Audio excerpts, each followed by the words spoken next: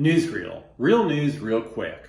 President Biden will call for a 3-month suspension of federal gas taxes today. It will require congressional approval, but the Democrat leadership in both the Senate and the House have expressed a lack of willingness to go along with the plan because they say that it won't save much money in prices.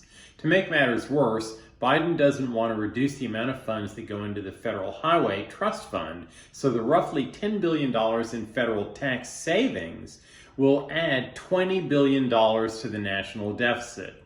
The U.S. Senate began debate Tuesday on legislation intended to curb gun violence. Senators voted 64 to 34 to begin debate, so passage appears likely. The bill, which sprang from a group of 20 Democrats and Republicans, would set up a $750 million fund to help states put in place extreme protection orders, also known as red flag laws, that would allow courts to remove firearms from a person deemed dangerous.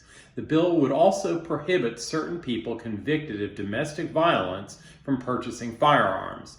While the legislation is a reaction to the shooting at the elementary school in Uvalde, Texas, it's now becoming pretty apparent that the cause of most of the deaths in Uvalde was the terrible police reaction to the shooting as it occurred. First-time candidate Katie Britt on Tuesday won the Republican nomination to represent Alabama in the U.S. Senate. Former President Donald Trump supported her. Britt, a strong conservative, seeks to replace her old boss, retiring U.S. Senator Richard Shelby.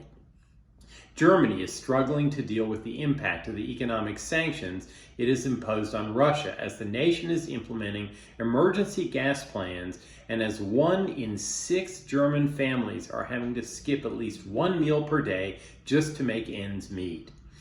More than 1,000 people died and 1,500 were injured in Afghanistan on Tuesday in a 5.9 magnitude earthquake, which was centered in the country's remote southeast near the Pakistan border.